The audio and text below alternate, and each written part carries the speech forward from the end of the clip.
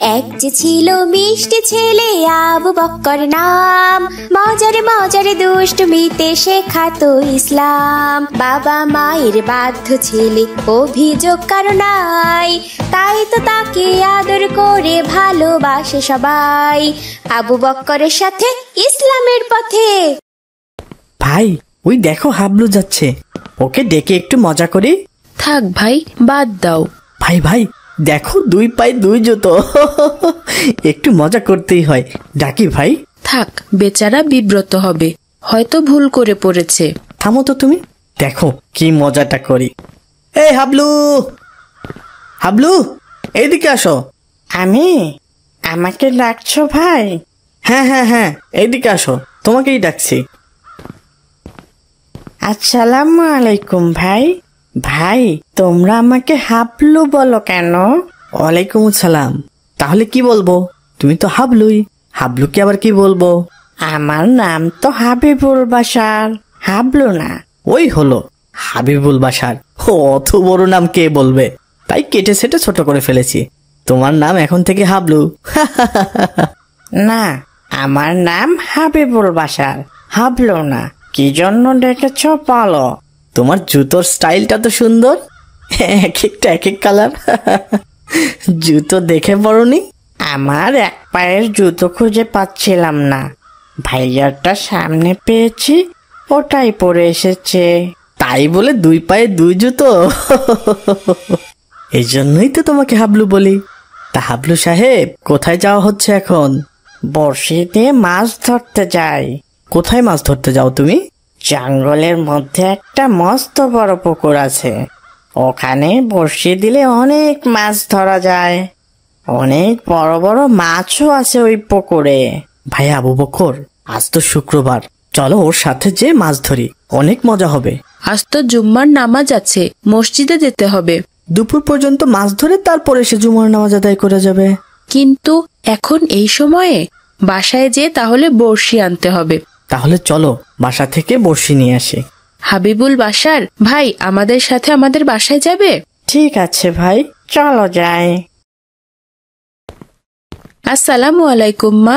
মা, আমার একটু বড়শি দিয়ে মাছ ধরতে যেতে ইচ্ছা করছে ওদের সাথে। ওয়ালাইকুম আসসালাম। ওকে ওকে তো চিনলাম না। মা, ওর নাম হাবিবুল বাশার, উত্তর মহল্লায় থাকে। ভুল বলো কেন ভাই, ওর নাম তো হাবলু। হা হা হা, বাদ দাও তো ভাই। মা, ও তো অনেক বোকা, হাবা গোবা, এই জন্য সবাই ব্যঙ্গ করে ওর নাম দিয়েছে হাবলু। এটা ওর মজার নাম। দেখো দুই পায়ে দুই রকম জুতা পরে এসেছে, এত বোকা ও। বাবা, কারোর নাম বিকৃত করা আমাদের মোটেও উচিত নয়। একজন মানুষের কাছে সবচেয়ে প্রিয় তার নাম, তাই নাম ডাকতে হবে সম্মানের সাথে, উপহাসের সাথে নয়। আল্লাহ কুরআনে বলেছেন, হে ঈমানদাররা, কোনো মুমিন সম্প্রদায় যেন অপর কোনো মুমিন সম্প্রদায়কে উপহাস না করে, কেননা যাদের উপহাস করা হচ্ছে তারা উপহাসকারীদের চেয়ে উত্তম হতে পারে। আর তোমরা একে অন্যকে মন্দ নামে ডেকো না, ঈমানের পর মন্দ নাম অতি নিকৃষ্ট। কারোর নাম বিকৃত করা তো তাহলে অনেক পাপ। হ্যাঁ বাবা, সাবধান। ঠিক আছে বাবা, মাছ ধরতে যাও, কিন্তু জুমা নামাজের আগেই ফিরে এসো কিন্তু। ঠিক আছে মা। আমার বড়শি কোথায় রেখেছো? দেখো, রান্নাঘরে বাংকারে আছে। আচ্ছা মা, আমি নিয়ে যাচ্ছি। আসসালামু আলাইকুম। ওয়ালাইকুম আসসালাম। এই পুকুর হাবিবুল বাশার? হ্যাঁ ভাই, অনেক মাছ পাওয়া যায় এখানে। এটা তো আবার কোনো মালিকানা পুকুর না, তাহলে কিন্তু আমাদের তার অনুমতি ছাড়া মাছ ধরা উচিত হবে না।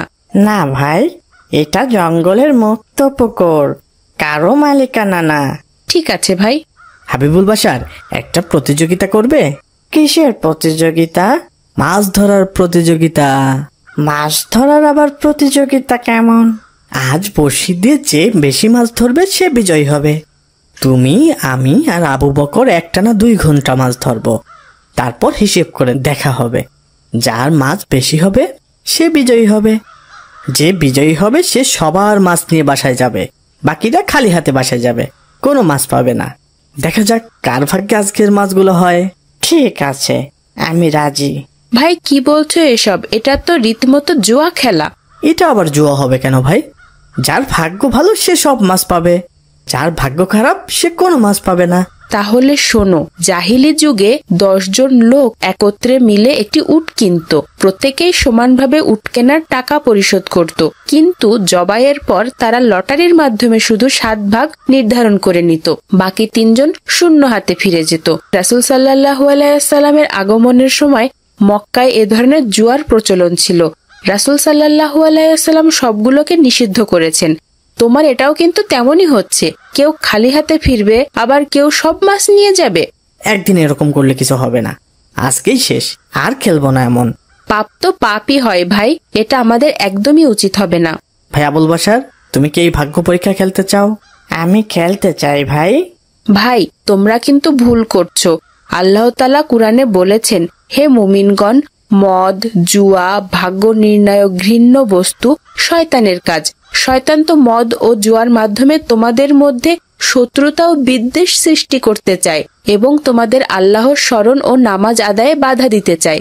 এটা করো না ভাই, আমরা এমনিতেই মাছ ধরি বসে বসে। তুমি না খেললে খেলো, আমি আর হাবিবুল বাশার খেলবো। আমি তাহলে বাসায় চলে যাচ্ছি। আসসালামু আলাইকুম। ঠিক আছে, আমাদের মাছ ধরা শেষ হলে আমি তোমাদের বাসায় যেয়ে বড়শি দিয়ে আসবো। ভাই আব্দুর রহমান, জুম্মার নামাজে তো আসিফকে দেখতে পেলাম না।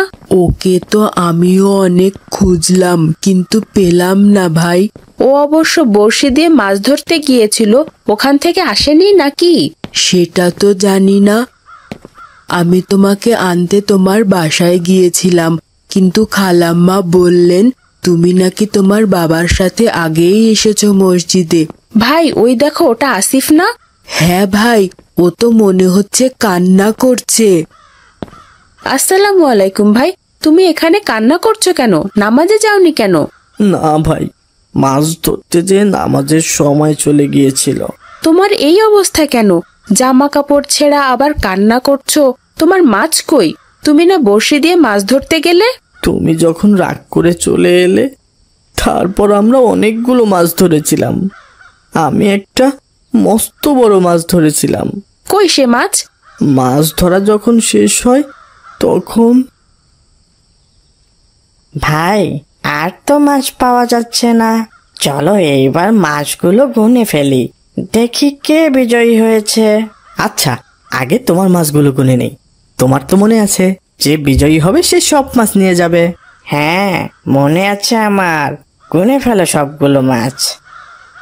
1 2 3 4 5 6 7 8। তোমার মোট 8টা মাছ আছে। এবার আমারগুলো গুনে নেই। 1 2 3 4 5 6 7। আমার তো 7টা মাছ। আমি জিতে গেছি। দাও, এখন সব মাছ আমার। কি বলছো? মাত্র একটা মাছ তো কম আমার। তাতে কি হয়েছে? নিয়ম তো নিয়মই। প্রতিযোগিতায় তো আমি জিতেছি। এত কষ্ট করে মাছগুলো ধরলাম জুমার নামাজ বাদ দিয়ে, আমি মাছ দিতে পারবো না। কেন দিবে না? আমি তোমার সব কথাতেই তো রাজি হয়েছিলাম। এখন দিতে হবে আমাকে। কখনো না, আমি আমার এত কষ্টে ধরা মাছ দিব না। অবশ্যই দিবে, না হলে কিভাবে মাছ নিতে হয় সে আমি জানি। তোর তো সাহস কম না হাবলু, আমাকে হুমকি দিস?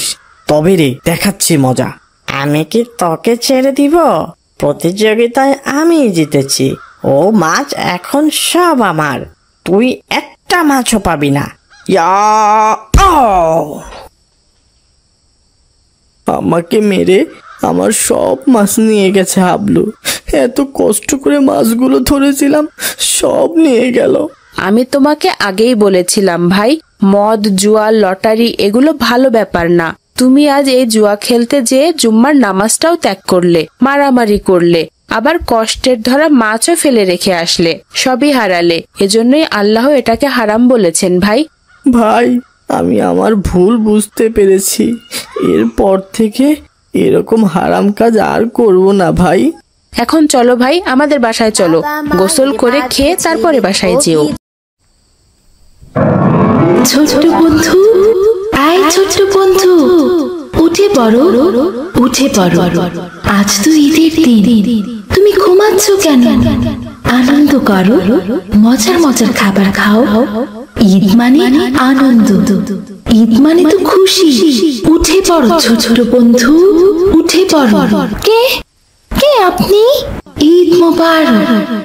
তুমি আমাকে চিনতে পারোনি বোকা মেয়ে? আমি পরী রাজ্য থেকে এসেছি। আমি নীলপরী। আপনি সত্যি সত্যি পরী? সত্যি পরীর রাজ্য থেকে এসেছেন? হ্যাঁ রে বোকা মেয়ে, তুমি আমাকে দেখেও বুঝতে পারোনি? আমি তো তোমার সামনে উড়ে উড়ে কথা বলছি। তুমি এত বোকা কেন মেয়ে? হ্যাঁ সেটাই তো, আপনি তো সত্যি সত্যি উড়ে উড়ে কথা বলছেন। ঈদের দিনে তুমি এখানে শুয়ে আছো কেন? সবাই ঈদের মাঠে যাচ্ছে, নতুন নতুন জামা পরছে, মজার মজার খাবার খাচ্ছে, আর তুমি এখানে একা একা শুয়ে আছো। তোমার ঈদের আনন্দ হচ্ছে না? আমার যে কোথাও যাওয়ার জায়গা নেই, এর জন্য এখানে শুয়ে আছি। আমি তো এতিম, আমাকে কে নতুন জামা কিনে দেবে? কে খাবার রান্না করে খাওয়াবে? ও আচ্ছা, এই কথা। এই নাও তোমার ঈদের নতুন জামা, আমাদের পরিরাজ্য থেকে এইটা তোমার উপহার। সত্যি সত্যি এটা আমার জামা? কি সুন্দর জামাটা। হ্যাঁ ছোট বন্ধু, এইটা তোমার ঈদের নতুন জামা। আর এই নাও তোমার জন্য ঈদের মজার মজার খাবার। ভালো থেকো ছোট্ট বন্ধু। আসসালামু আলাইকুম। পরি বন্ধু, যেও না, যেও না, তোমাকে ঈদের দাওয়াত, যেও না। আমার নতুন জামা কই? আমার খাবার কই? কোথায় গেল সব? তার মানে এতক্ষণ আমি স্বপ্ন দেখছিলাম?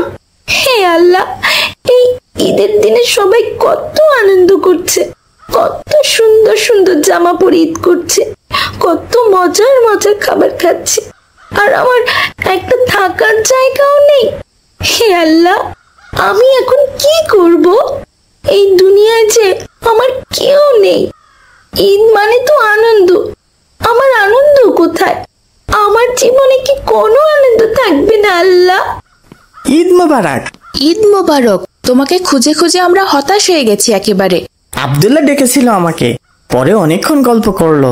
ওর নাকি 2000 টাকার ঈদের হাদিয়া হয়েছে, ওর বাসায় সবাই ওকে হাদিয়া দিয়েছে। বাহ, তাহলে তো খুব ভালো। তুমি কত টাকা হাদিয়া পেয়েছো ভাই? আমার মোট 1250 টাকা হয়েছে ভাই। তোমার হাদিয়া কত হয়েছে? আমার 1550 টাকা হয়েছে। আপু বলেছে ঈদের নামাজ পড়ে বাসায় যাওয়ার পর আমাকে আরো 500 টাকা দিবে। তাহলে তো তোমারও 2000 টাকা হয়ে যাবে। হ্যাঁ ভাই, এই টাকা দিয়ে আমরা অনেক কিছু কিনতে পারবো, আজ অনেক মজা করতে পারবো।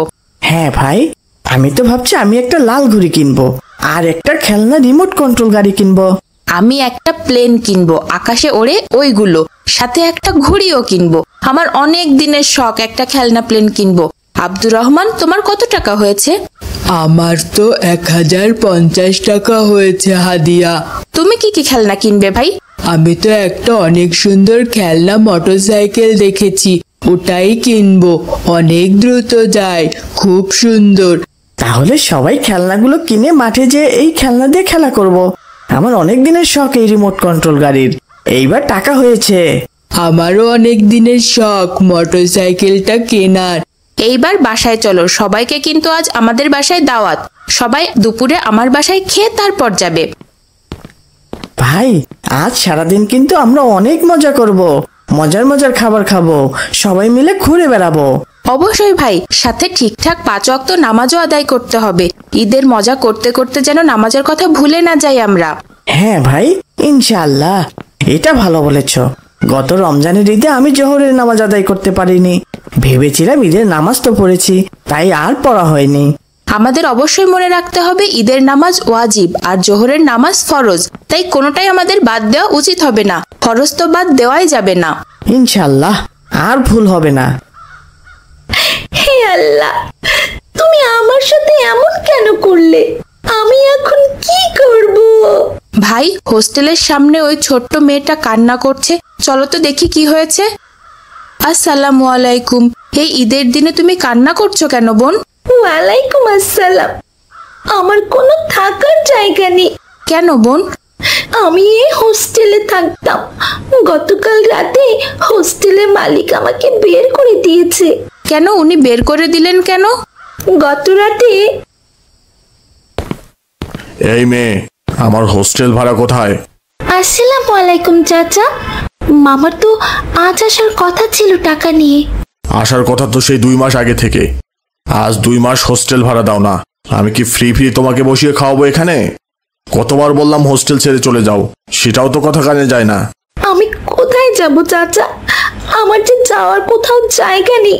আপনি তো জানেন আমি এতিম। ছোটবেলা থেকে বাবা মা কেউ নেই। নানির কাছেই বড় হয়েছি। এতদিন নানি হোস্টেল ভাড়া দিতেন। 2 মাস যাবত নানি মারা গেছেন। আমাকে এসব শুনিয়ে লাভ নেই। এসব কথা অনেকবার শুনেছি। আমার টাকা লাগবে, টাকা। টাকা দিলে দাও, না দিলে হোস্টেল থেকে বের করে দিব আমি। আমাকে একটু দয়া করুন চাচা। আমার যে যাওয়ার আর কোনো জায়গা নেই। এই ঈদের আগের দিন আমি এখন কোথায় যাব? তুমি কোথায় যাবে না যাবে সেটা আমার দেখে কাজ নেই। আগের 2 মাস সহ এই মাসের টাকা দিতে না পারলে আজকেই হোস্টেল থেকে বের করে দিব আমি। এত কথা বলে কোনো লাভ হবে না। আগামীকাল ঈদ, সবাইকে তো আনন্দ করছে, আর আপনি আমাকে বের করে দেবেন চাচা? আমি কি খাবো, কোথায় যাব? আমাকে দয়া করুন চাচা। আমি এতিম মানুষ, আমার কেউ নেই চাচা। আমি এসব এতিম টেতিম বুঝি না বাপু। আমাকে টাকা দিলে দাও, না হলে বের হয়ে যাও। আমার এক কথা, আর যেন হোস্টেলে না দেখি। ভাড়া দিতে পারে না উনি, হোস্টেলে ফ্রি থাকবে। শখ কত ওনার। চাচা আমাকে দয়া করুন, দয়া করে আমাকে বের করে দেবেন না। এই দুনিয়ায় আমার কেউ নেই, আমি এতিম। তোমার কথা শুনে আমার অনেক মন খারাপ লাগছে বোন। আল্লাহ নিশ্চয় তোমার একটা ব্যবস্থা করবেন ইনশাল্লাহ। ভাই আবু বকর, চলো তো। এইখানে বেশি লেট হলে কিন্তু আমরা একটা খেলনাও কিনতে পারবো না, সবাই কিনে ফেলবে। হ্যাঁ ভাই, পরে আর কেনাই হবে না, তাড়াতাড়ি চলো। ঠিক আছে, চলো যাই। জাজাকাল্লাহ, ঈদের দিনে এত মজার মজার খাবার খাওয়ানোর জন্য ধন্যবাদ ভাই। এবার চলো আবু বকর, মেলায় যে খেলনা কিনে নিয়ে আসি। আমি খেলনা কিনবো না ভাই, তোমরা যে কিনতে পারো। কেন ভাই? তুমি তো একটু আগেও বললে তুমি নাকি একটা খেলনা প্লেন কিনবে, এখন কিনবে না কেন ভাই? আমি যে টাকা হাদিয়ায় পেয়েছি ওগুলো দিয়ে রাস্তায় বসে কান্না করা ওই মেয়েটার জন্য একটা ঈদের নতুন জামা কিনবো। কি বলছো? আমরা সবাই খেলনা কিনবো, সবাই খেলনা দিয়ে খেলবো, আর তুমি কিনতে পারবে না? আমাদের খেলা দেখে তোমার মন খারাপ হবে না? কিছুটা তো মন খারাপ হবেই, কিন্তু একবার চিন্তা করো, ওই মেয়েটা এতিম, থাকার জায়গা নেই, ঈদের দিনেও একটা ভালো জামা নেই, ছেঁড়া একটা কাপড় পরে আছে। আমরা কত ভালো খাবার খাচ্ছি, আর ঈদের দিনেও না খেয়ে বসে আছে মেয়েটা। হ্যাঁ ভাই, সেটাও ঠিক। আমরা ঈদের দিনে কত মজা করছি, আর ওই এতিম মেয়েটা কত কষ্ট পাচ্ছে। হ্যাঁ ভাই, এই জন্যই আমি সিদ্ধান্ত নিয়েছি আমার খেলনা কেনার টাকা দিয়ে ওই মেয়েটার ঈদের একটা পোশাক কিনে দিব। দেখবে মেয়েটা কত খুশি হয়। তোমরা কি আমার সাথে যাবে বাজারে? অবশ্যই ভাই। ভাই আমিও খেলনা কিনবো না, আমার হাদিয়ার টাকা ওই মেয়েটার জন্য দিয়ে দিব ভাই। ভাই আমিও আমার টাকাগুলো দিতে চাই। আলহামদুলিল্লাহ, আলহামদুলিল্লাহ, খুব আনন্দ লাগছে এখন। চলো বাজারে যাই, সব কিনে নিয়ে আসি। ঠিক আছে ভাই। আসসালামু আলাইকুম বোন, এই নাও, এটা তোমার ঈদের নতুন জামা। ওয়ালাইকুম আসসালাম। আমার ঈদের জামা মানে? হ্যাঁ বোন, আমরা আমাদের ঈদের হাদিয়া থেকে কিনেছি, নাও জামাটা। এইটা তো স্বপ্নে দেখা আমার সেই পরীর জামাটার মতো সুন্দর। তোমার পছন্দ হয়েছে বোন? হ্যাঁ ভাইয়া, আজ ভোরে স্বপ্নে একই রকমের একটা জামা আমাকে পরী উপহার দিয়েছিল, একেবারে সেই রকম। আমার অনেক অনেক পছন্দ হয়েছে ভাইয়া। এবার আমাদের সাথে আমাদের বাসায় চলো, আজ সারাদিন আমাদের বাসায় তোমার দাওয়াত। আমাদের সাথে তুমি ঈদ করবে, আমার মা অনেক মজার মজার রান্না করেছে, সেগুলো খাবে। আমি তো ভেবেছিলাম ঈদটা আমার না খেয়ে এখানে বসে বসেই কেটে যাবে। সবার মজা দেখে মনে হচ্ছিল আমিও যদি সবার মতো মজা করতে পারতাম। আল্লাহ আমার দোয়া কবুল করেছেন। আমাকে যেমন স্বপ্নে পরী উপহার দিয়েছিল, তোমরাও আমাকে তেমনই উপহার দিলে ভাইয়া। হ্যাঁ বোন, ঈদ মানে খুশি, ঈদ মানে আনন্দ। এই আনন্দ সবার, ধনী গরিব সবাইকে নিয়েই তো আমাদের আনন্দ হওয়া উচিত। এখন আমার অনেক ভালো লাগছে, সত্যি সত্যি ঈদের আনন্দ লাগছে। এইবার চলো আমাদের সাথে বোন। ঈদ হোক সবার, ঈদের আনন্দ ভাগাভাগি হোক সবার সাথে। ধনী গরিব এতিম মিসকিন সবার মুখে হাসি দিয়ে শেষ হোক প্রতিটি ঈদের দিন।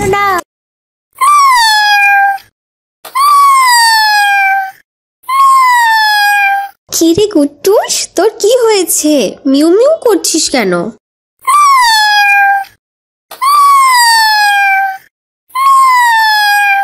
আচ্ছা আচ্ছা, আমি তোর সাথে যাচ্ছি।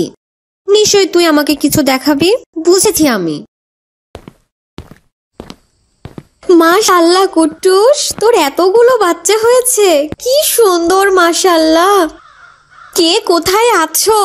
দেখে যাও, আমার কুট্টুসের 3টা বাচ্চা হয়েছে, কি সুন্দর বাচ্চাগুলো। চল চল ভাইয়াকে দেখিয়ে নিয়ে আসি। আসসালামু আলাইকুম ভাইয়া, দেখো আমাদের কুট্টুসের কি সুন্দর 3টা বাচ্চা হয়েছে। ওয়ালাইকুম আসসালাম। খুব উদ্ধার হয়েছে। এক বিড়ালের চালায় বাঁচি না, আবার উনি 3টা বাচ্চা দিয়েছে। আমাকে জ্বালিয়ে মারবে। ভাইয়া তুমি রাগ করছো কেন? একবার দেখো বাচ্চাগুলো কি সুন্দর গুলো, দেখেই তো মন ভালো হয়ে যায়। আমার এসব দেখে কাজ নেই। ওরা যেন খবরদার আমার রুমে এসে কোনো ঝামেলা না করে। ঝামেলা করলেই এক ঢিল দিয়ে ফেলে দিব, আমি বলে দিলাম।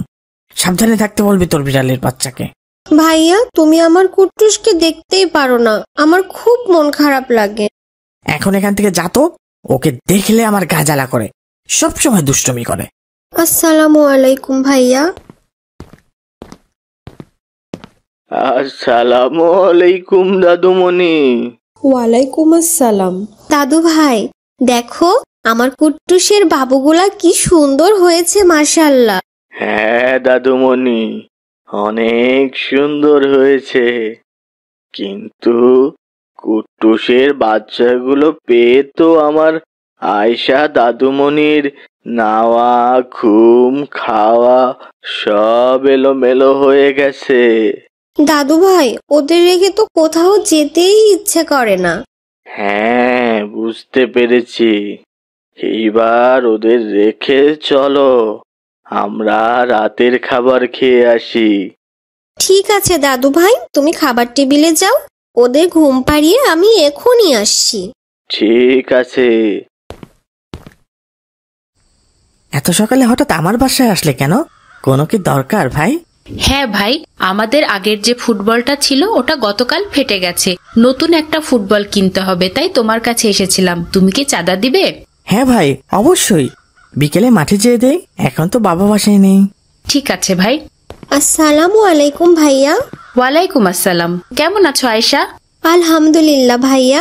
ভাইয়া এই দেখো আমার কুট্টুসের 3টা বাচ্চা হয়েছে, কি সুন্দর। হ্যাঁ খুব সুন্দর তো। বাচ্চাগুলো কবে হয়েছে? ওদের বয়স এখন 5 দিন ভাইয়া। জানো ভাইয়া আমি ওদের নাম রেখেছি। তাই? কি নাম রেখেছো বোন? একজনের নাম মিনি, আরেকজনের নাম টিনি, আরেকজন চিনি। মিনি টিনি চিনি, সুন্দর না ভাইয়া? হ্যাঁ খুব সুন্দর, একেবারে মিলে গেছে 3 জনের নাম। কুকুর শিয়াল থেকে সাবধানে রেখো বাচ্চাগুলোকে, খেয়ে না ফেলে। ঠিক আছে ভাইয়া, আসসালামু আলাইকুম। ওয়ালাইকুম আসসালাম।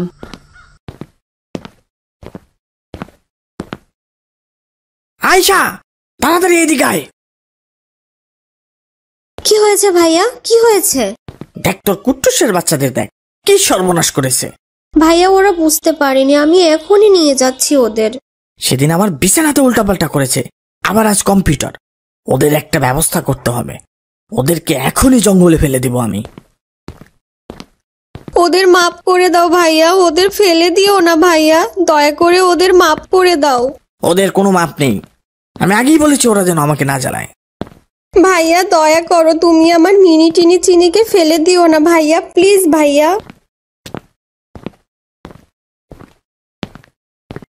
কুট্টুস এভাবে না খেয়ে থাকলে তুই তো বাঁচবি না রে, দয়া করে খাবারটা খেয়ে নে। আমি প্রতিদিন তোর বাচ্চাদের খুঁজছি, খুঁজে পেলেই তোর কাছে নিয়ে আসবো। এখন খাবারটা খেয়ে নে, আর কান্না করিস না। ভাইয়া দয়া করে একবার বলো কোথায় ফেলে দিয়েছো আমার মিনিদের, দয়া করে বলো ভাইয়া। যা তো এখান থেকে, ঘ্যান ঘ্যান করিস না। যে জায়গায় ফেলে দিয়েছি এতদিনে শিয়াল কুকুর তোর মিনি টিনি চিনিকে একেবারে পেটে তুলে ফেলেছে, খেয়ে সাবার করে দিয়েছে। এভাবে বলো না ভাইয়া, আমার অনেক কষ্ট হয়। ওদেরকে আমি অনেক ভালোবাসি। যা তো এখান থেকে, এত বক বক করিস না। তোর কুট্টুস কাটলে আমার কিচ্ছু করার নেই, আমি এখন খেলতে যাচ্ছি।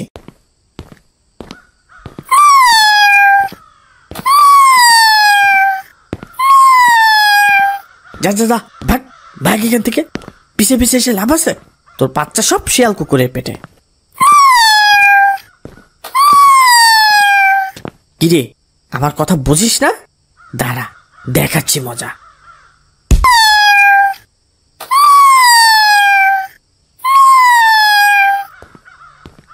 আসসালামু আলাইকুম ভাই, তুমি এটা কি করলে?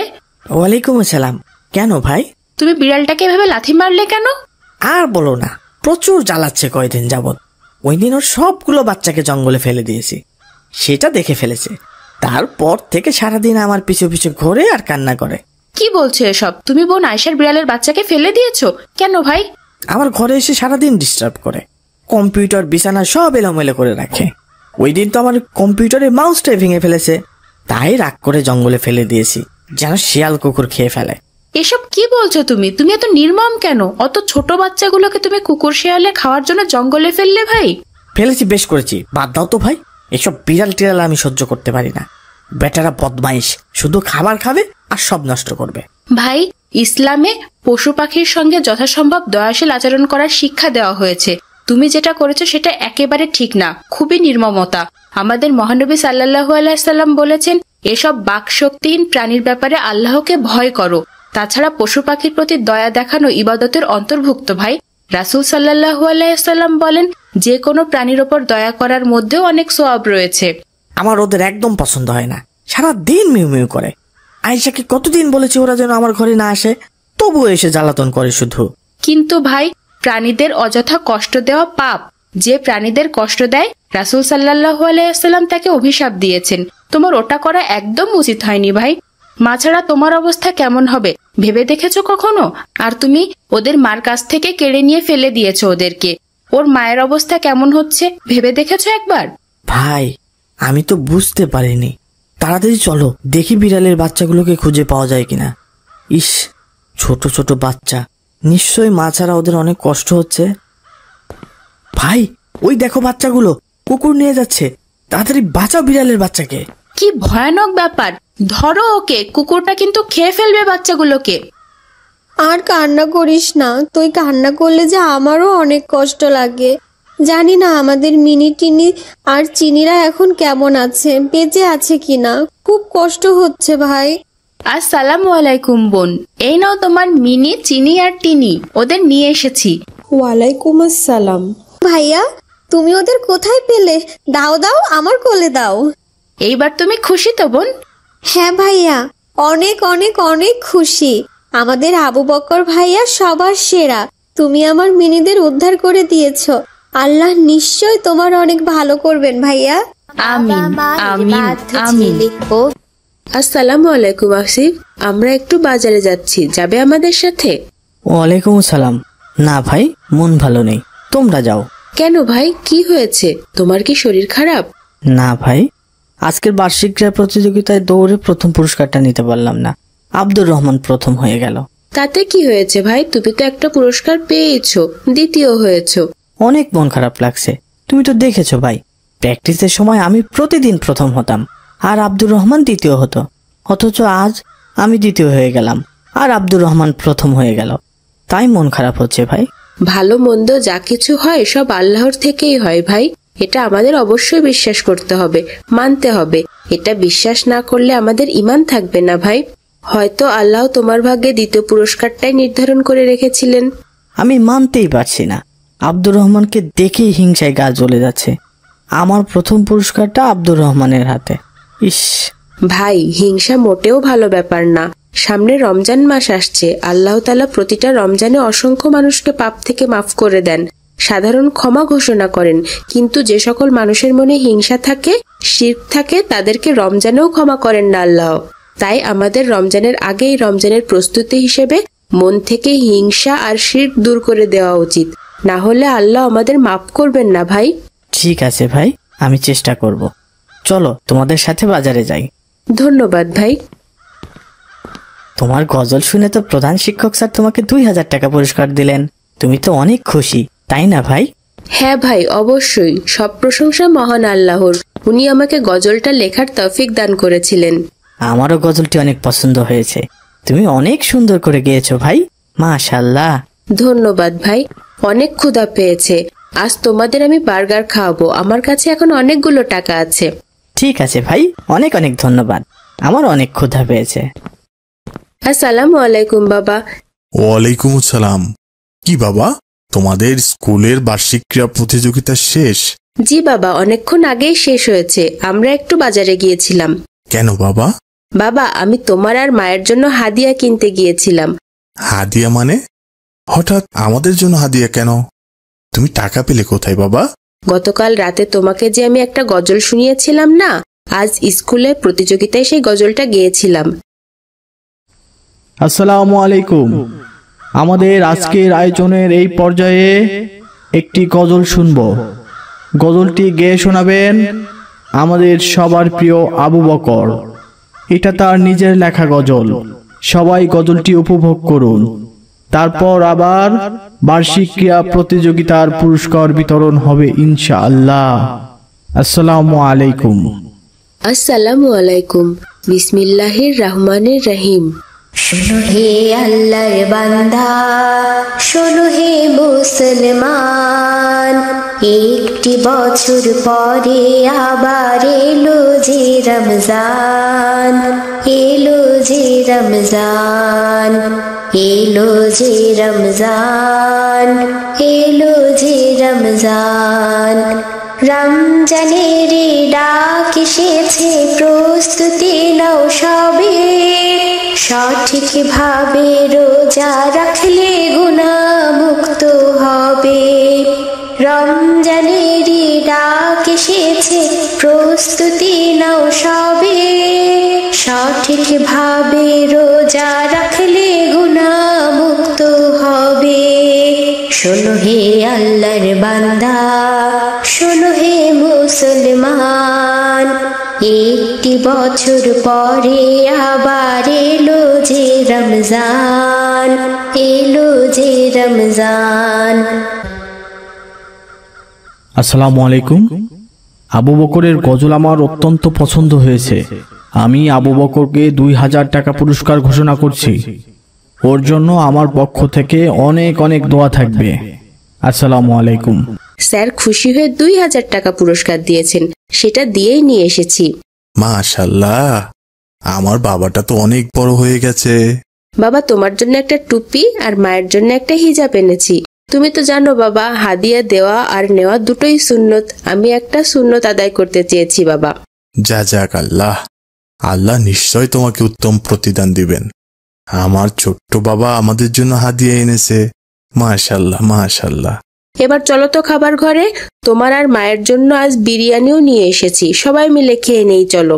দুঃখিত বাবা, এখন তো খেতে পারবো না। আমি আর তোমার মা দুজনেই রোজা রেখেছি। কি বলছো? এটা আবার কিসের রোজা? রোজা তো সামনের মাস থেকে, এখন তো মাত্র শাবান মাস বাবা। এটা নফল রোজা। আমাদের প্রিয় নবী হযরত মুহাম্মদ সাল্লাল্লাহু আলাইহি ওয়াসাল্লাম রোজার মাস ছাড়াও একটা মাসে সব থেকে বেশি রোজা রাখতেন, সেটা এই শাবান মাস। রোজার আগের মাসে বেশি বেশি নফল রোজা রাখা অনেক ফজিলতপূর্ণ বাবা। আর এতে রোজার আগে রমজান মাসে রোজা রাখার একটা প্রস্তুতি হয়ে যায়। দুঃখিত বাবা, আমি বুঝতে পারিনি। রোজা রেখেছো অথচ তোমাকে আমি খাবারের জন্য দাওয়াত করলাম, এটা ঠিক হয়নি আমার। ঠিক আছে বাবা, তুমি তো না জেনে করেছো। বাবা, আজ রাতে সেহরিতে আমাকে অবশ্যই ডাকবে। আমিও আগামীকাল থেকে শাবান মাসের নফল রোজা রাখার চেষ্টা করব ইনশাল্লাহ।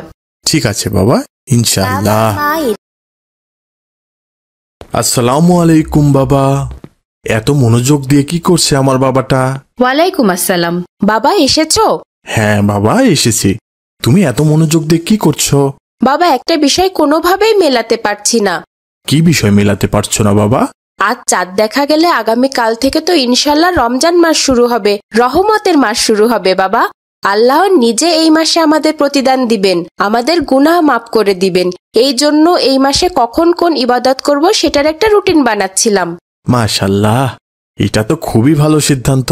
বাবা, আমি চাচ্ছিলাম রমজানের 30 দিনে আমি পবিত্র কুরআন একবার খতম করব, কিন্তু রমজানে কখন কুরআন তিলাওয়াত করব সেটাই বুঝতে পারছি না। বাবা, তুমি চাইলে সাহরি খাওয়ার আগে প্রতিদিন এক পারা করে কোরআন তিলাওয়াত করতে পারো। ওই সময় আমিও কোরআন তিলাওয়াত করি। দিনে কুরআন তিলাওয়াত করা যাবে না বাবা? হ্যাঁ, যাবে। তবে সাহরি খাওয়ার আগের সময়ে ভোরে আল্লাহ তাআলা দুনিয়ার আসমানে নেমে আসেন আর বান্দাদের ডেকে ডেকে গুনাহ মাফ করে দেন, বান্দার সকল চাওয়া পূর্ণ করেন। তাই আমাদের জন্য এই সময় আল্লাহকে খুশি করাটা অনেক গুরুত্বপূর্ণ বাবা। এই সময়ের দোয়া আল্লাহ ফিরিয়ে দেন না। আমাদের উচিত এই সময়ে তাহাজ্জুদ সালাত আদায় করা, বেশি বেশি নফল ইবাদত করা। ধন্যবাদ বাবা। তাহলে সেহরির আগে তাহাজ্জুদ সালাত আর কুরআন তিলাওয়াত রাখি।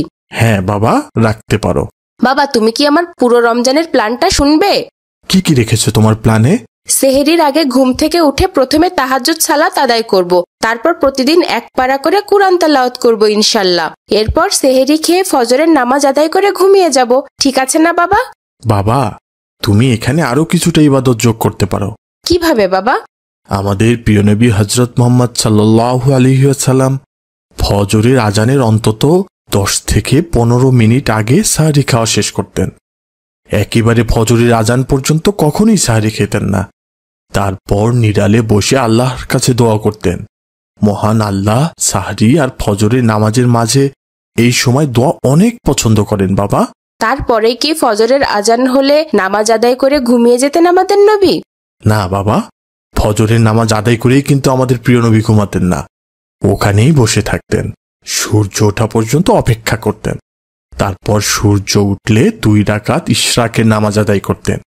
ইশরাকের নামাজ এতটাই ফজিলতপূর্ণ যে এটা আদায় করলে পূর্ণাঙ্গ উমরা হজের সমান সওয়াব পাওয়া যায়। তুমি চাইলে এই 2টা ইবাদত তোমার ইবাদতের রুটিনে যোগ করতে পারো বাবা। ধন্যবাদ বাবা, আমিও এটা করব ইনশাআল্লাহ। তারপর সারাদিন সঠিক সময়ে সব নামাজ আদায় করব, বেশি বেশি নফল ইবাদত করব ইনশাআল্লাহ। এই মাসের নফল ইবাদতে অন্য মাসের ফরজের মতো সওয়াব আল্লাহ দান করেন। আমি সারা বছর অনেকগুলো টাকা জমিয়েছি বাবা, সেগুলো দান সদকা করব। তুমি তো জানো বাবা, এই মাসে দান সদকা করলে আল্লাহ অন্য মাসের তুলনায় 70 গুণ বেশি সওয়াব দান করেন। ঠিক আছে বাবা, তোমার রুটিন আমার অনেক পছন্দ হয়েছে। তাহলে এবার আমি আসি। আমাকে সাহায্য করার জন্য ধন্যবাদ বাবা। আসসালামু আলাইকুম। ওয়ালাইকুম আসসালাম। আসসালামু আলাইকুম ভাই। ওয়ালাইকুম আসসালাম। রমাদান মোবারক। রমাদান মোবারক। ভাই, রমজানের চাঁদ কি দেখা গেছে? হ্যাঁ ভাই, আমি মাত্র আমাদের টিভিতে সংবাদ দেখে এলাম। আগামীকাল থেকেই রোজা ইনশাল্লাহ। চাঁদ দেখা গেছে ভাই।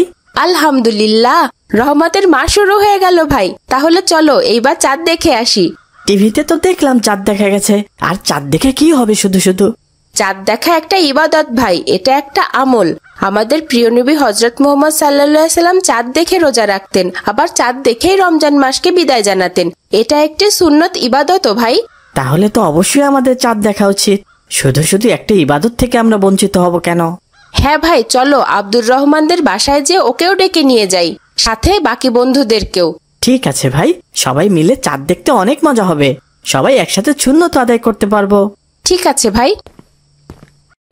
আসসালামু আলাইকুম মা, রমাদান মোবারক। ওয়ালাইকুম আসসালাম, রমাদান মোবারক।